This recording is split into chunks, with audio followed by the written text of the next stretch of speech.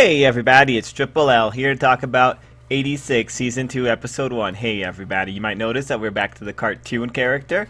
I just look very terrible and I don't really want to be on screen. And you know what, it's been a while, might as well bring it back out of retirement for a while to enjoy some anime episodes.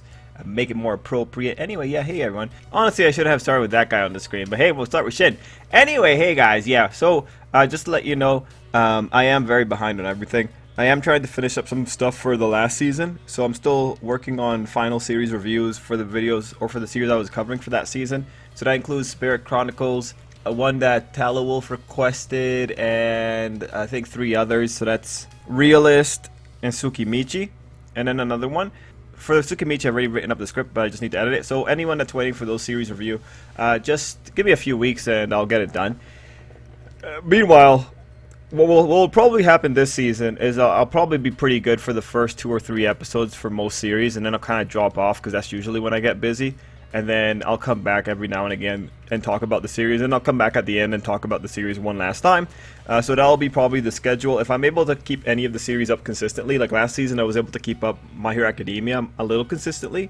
As for which one it'll be this season, hard to tell which one I'll be most interested in. Right now, I gotta tell you, 86, I'm looking at it and it really makes me think like, oh man, I really want to go read the manga, or I really want to go and read the novels, even knowing what happens in novel 2.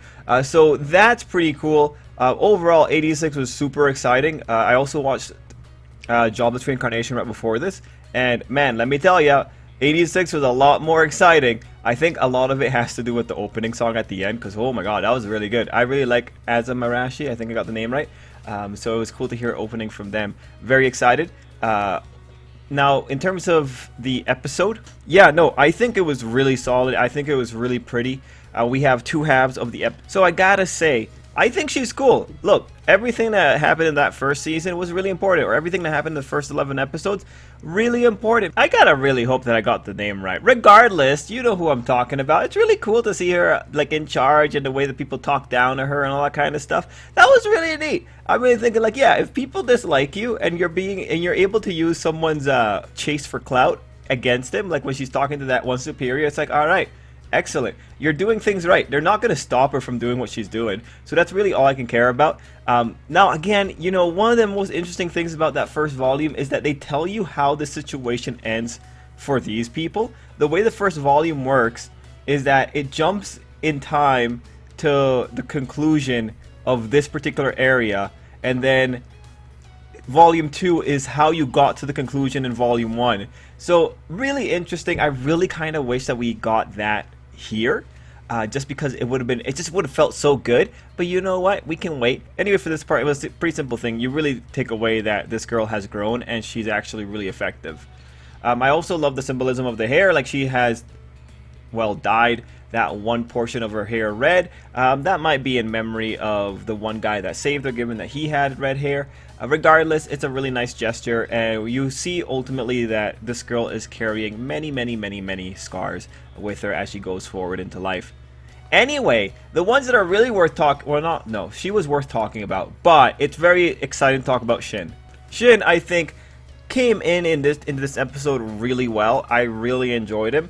I do think in terms of new character introductions, Ernst, the president, is definitely pretty good, but for Shin, he came in solid. He was still alive. I really liked every sequence with Shin, and I think having him work off of the little girl whose name escapes me, but she's royalty, having him work off of her was a really good move, just because, yeah, it's pretty funny how she gets bullied.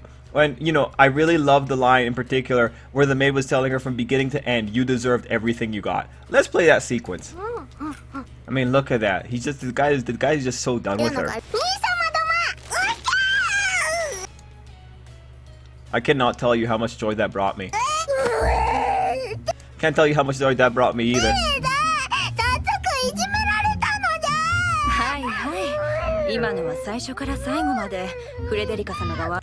Ah, wow. Yeah, no, honestly, those interactions really made the episode for me. They were pretty funny, and I really liked the energy between the two. I think really good choice with everything on that. Really enjoyed it. Now, in terms of the person that really interests me the most, it's the president.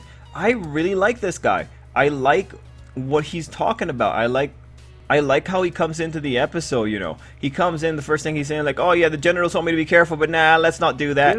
Honestly, I thought this was a pretty great entrance, and this was kind of something that established the character, just saying like, hey, this guy doesn't really care about protocol. And then we go into like the most interesting parts about him. Oh, that was also a very funny moment. And specifically, it's lines like this, where he talks about like, hey, if we don't help these kids, what kind of country are we? And then he has other ideas, like when he's talking to his military crew, pretty much telling them like, hey, we have to give them an option because that's the ideals that we're chasing. And it's really interesting because when you see him talking about it, it makes it sound more, this is a guy who is trying to hold ideals, but maybe he himself isn't fully on with it. Like, he's following ideals because they are ideals, but maybe he is a little bit darker on the inside. That's the kind of thing that I hear when I see him talking with his many army personnel. Ultimately, I think he is an interesting character, and the fact that he's working together with the princess, the fact that he's adopted her, I feel like there's a lot of history here, and I'm ultimately very excited to see more of the character. Let me see if I can find that one scene where he was talking to the army people. Oh, here we go.